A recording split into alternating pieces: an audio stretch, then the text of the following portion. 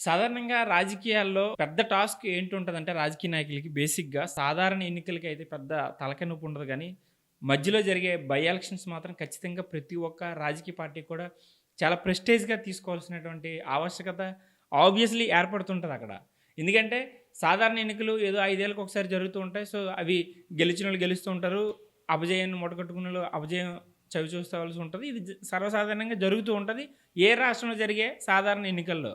ఎందుకంటే అది నేచురల్‌గా ప్రతి 5 ఏళ్ళకి ఒకసారి జరగాలి కాబట్టి, అది ప్రతి ఒక్క రాష్ట్రంలో కూడా కాన్స్టిట్యుయెన్సీలు కనీసం ఓ 100-150, 200, 300 ఎట్లా ఆ రాష్ట్ర భౌగోళిక పరిస్థితులు బట్టి ఉంటాయి కాబట్టి, సో, అందులో ఎవరు గెలుస్తున్నారు, ఎవరు ఓడుతున్నారు అనేది అది అంత ఎఫర్ట్‌గా అంత ప్రజలకు కూడా అంత పర్టిక్యులర్‌గా ఉండే ఛాన్స్ ఉండదు. అది ఒక ఎలక్షన్ మూడ్ అక్కడ ఆ రాష్ట్రంలో ఏర్పడుతుంటది కాబట్టి. కానీ ఆ ఎలక్షన్ అయిన తర్వాత జరిగే పరిణామాల పట్ల ఎవరైనా అక్కడ ఎమ్మెల్యే క్యాండిడేట్ గెలిచినటువంటి వ్యక్తి మరణించడమో లేపోతే ఇతరితర ఏ టెక్నికల్ ఇష్యూస్ వల్ల గాని పొరపాటున బై ఎలక్షన్ జరిగితే ఖచ్చితంగా అక్కడ ఆ రాష్ట్రానికి అధికారం ఉన్న పార్టీకి, అపోజిషన్‌లో ఉన్న పార్టీకి అయితే మాత్రం ఖచ్చితంగా పెద్ద బిగ్ టాస్క్‌గానే మనం చెప్పుకోవాలి. సో, అలాంటి పరిస్థితుల్లో గతంలో ఆంధ్రప్రదేశ్‌లో చాలా బై ఎలక్షన్స్ జరిగాయి.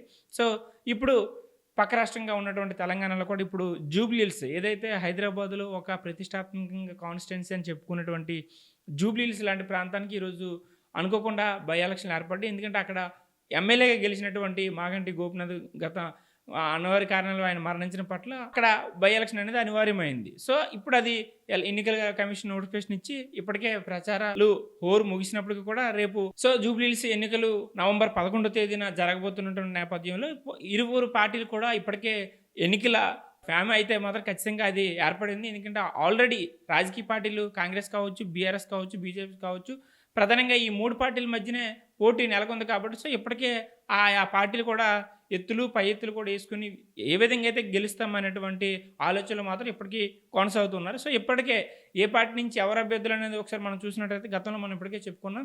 సో, కాంగ్రెస్ నుంచి నవీన్ యాదవ్ ఉంటే ఖచ్చితంగా బీఆర్ఎస్ నుంచి మాగంటి సునీతను ఆ పార్టీ అభ్యర్థిగాను, అలాగే బీజేపీ నుంచి దీపక్ రెడ్డిని కూడా తమ ఎమ్మెల్యే అభ్యర్థిగా జూబ్లీ హిల్స్‌లో ఇప్పటికే వాళ్ళు ఆ అభ్యర్థుల్ని కూడా డిక్లేర్ చేసుకోవడం జరిగింది. సో, ఇక్కడ ఎవరు గెలిస్తే ఏ పార్టీకి లాభం, లేదనుకుంటే ఎవరు ఓడితే దాని ఇంపాక్ట్ ఆ పార్టీకి ఏ విధంగా ఉండదనేది ఒకసారి మనం విశ్లేషణ చేసినట్లయితే ఖచ్చితంగా ఇప్పుడు మనకి ఇక్కడ తెలంగాణ రాష్ట్రంలో కాంగ్రెస్ పార్టీ అధికారంలో ఉంది. అపోజిషన్ పార్టీగా బీఆర్ఎస్ ఉంది. వా మిత్రపక్షంగా లేదు వామపక్షం కావచ్చు, బీజేపీ లాంటి పార్టీలు కూడా ఉన్నాయి. సో, ఇక్కడ ఏ పార్టీకి ఈ ఎన్నిక ప్రధానంగా టాస్క్‌గా ఉందంటే, ఇక్కడ ముఖ్యంగా కాంగ్రెస్ లాంటి పార్టీకి ఈ ఎన్నిక చాలా ప్రెస్టీజ్ ఇష్యూ అని కూడా మనం చెప్పుకోవచ్చు. ఎందుకంటే కాంగ్రెస్ పార్టీ అక్కడ అధికారంలో ఉంది. రేవంత్ రెడ్డి ఆ పార్టీ ముఖ్యమంత్రిగా ఆ పార్టీలో కొనసాగుతున్నారు కాబట్టి, సో, ఆయనకి వ్యక్తిగతంగా ఈ యొక్క జూబ్లీ హిల్స్ బై ఎలక్షన్ అనేది కూడా చాలా ప్రెస్టీజ్‌గా తీసుకోవాల్సి ఉంటుంది. ఎందుకంటే ఆయన కేంద్రంలో లేదనుకుంటే పార్టీ అధినాయకత్వానికి సమాధానం చెప్పుకోవాల్సినటువంటి అవసరం ఉంది కాబట్టి, ఖచ్చితంగా ఈ యొక్క ఎలక్షన్ వాళ్ళకి ప్రెస్టీజ్ ఇష్యూగా తీసుకుంటారు కాబట్టి. సో, ఇప్పటికి కాంగ్రెస్ పార్టీ ఈ యొక్క ఎలక్షన్ ఇప్పటికే కాంగ్రెస్ నుంచి మంత్రులు, అలాగే క్రియాశీలకంగా వ్యవహరించేటువంటి నాయకులు కూడా ప్రచారంలో ప్రధానంగా పాల్గొని ఏదైతే సీతక్క లాంటి కావచ్చు, లేదనుకుంటే ఉత్తమ్ కుమార్ రెడ్డి లాంటి వాళ్ళు కావచ్చు, లేదనుకుంటే ఇతరితర మంత్రులు కూడా ఆ పార్టీకి ప్రచారంగా చేశారు. ఆ అభ్యర్థిని గెలిపించుకునేటువంటి ప్రయత్నాలు తలకిందులో చేస్తూ ఉన్నటువంటి పరిస్థితి ఇప్పుడు కాంగ్రెస్ వైపు నుంచి తెలంగాణలో జూబ్లీ హిల్స్ ఎన్నికల్లో కనిపిస్తూ ఉంది. అలాగే మరో పార్టీ అయినటువంటి బీఆర్ఎస్ ఎందుకంటే ఆ సీటు తమదే అనేటువంటి ఏదైతే దృఢ సంకల్పంతో ఉన్నారో ఖచ్చితంగా ఆ సీట్‌ని మళ్ళీ మేము బై ఎలక్షన్‌లో గెలుచుకోబోతున్నాం అనేటువంటి ధీమా వ్యక్తం చేస్తూ బీఆర్ఎస్ పార్టీ కూడా తమ రాజకీయ ఎత్తుగడలు వేస్తూ ఏదైతే మాగంటి సునీత తమ అభ్యర్థిగా అనౌన్స్ చేస్తారో అప్పటి నుంచి కూడా ముఖ్యంగా కేటీఆర్ లాంటి వ్యక్తి కూడా తమ వెంట ప్రచారం నామినేషన్ వేసిన దగ్గర నుంచి స్టిల్ ఈ రోజు వరకు కూడా తమ పార్టీని గెలిపించుకున్నటువంటి తాను చాలా శతవిధాలు ప్రయత్నాలు చేస్తున్నప్పటికి కూడా సో, వాళ్ళ పార్టీ ధీమా వ్యక్తం చేస్తూ మేమే బై ఎలక్షన్‌లో జూబ్లీ హిల్స్ సీట్ మాదే అంటూ వాళ్ళు కూడా ధీమా వ్యక్తం చేస్తున్నటువంటి పరిస్థితి కనిపిస్తూ ఉంది.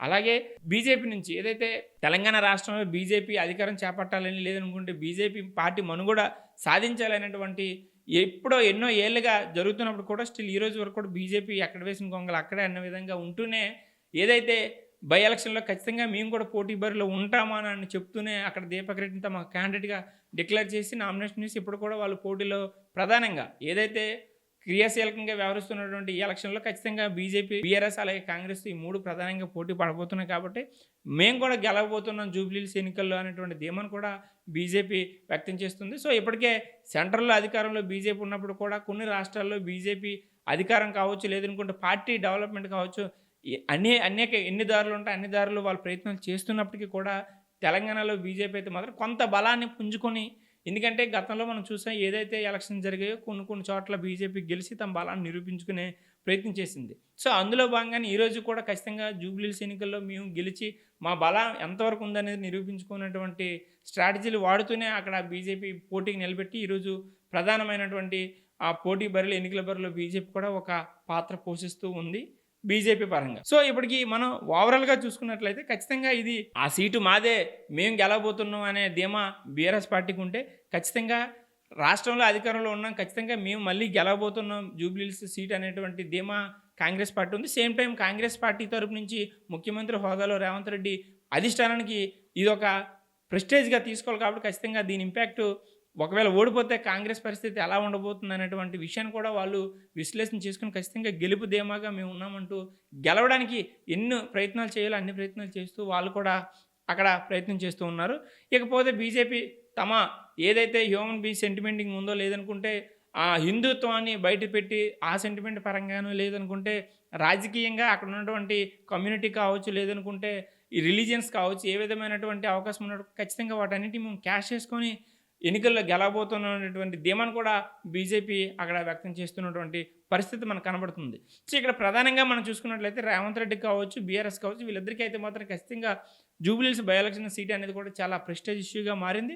సో, వాళ్ళు మాదంటే మాదనే ధీమా వ్యక్తం చేస్తూ ఖచ్చితంగా వాళ్ళు ధీమాగానే ఉన్నారనేటువంటి విషయాన్ని కనబడుతుంది. సో, ఇప్పుడున్నటువంటి గతంలో మనం మాట్లాడుకున్నట్లు బైపోల్ చూస్తున్నట్టయితే ఖచ్చితంగా అక్కడ నవీన్ యాదవ్ గెలుపు అవకాశాలు ఎక్కువగా ఉన్నాయి అనేటువంటి అంశాన్ని అయితే మాత్రం ఈరోజు కూడా అదే మేనియా నడుస్తూ ఉంది తెలంగాణ జూబ్లీహిల్స్‌లో. సో, చూడాలి, ఎందుకంటే రేపు 11వ తేదీన ఎలక్షన్ జరగబోతుంది. అనంతరం రాబోయే రిజల్ట్‌లో ఏ పార్టీ గెలవబోతుంది అనేటువంటి విషయం కోసం మనందరం కూడా వేచి చూడక తప్పదు.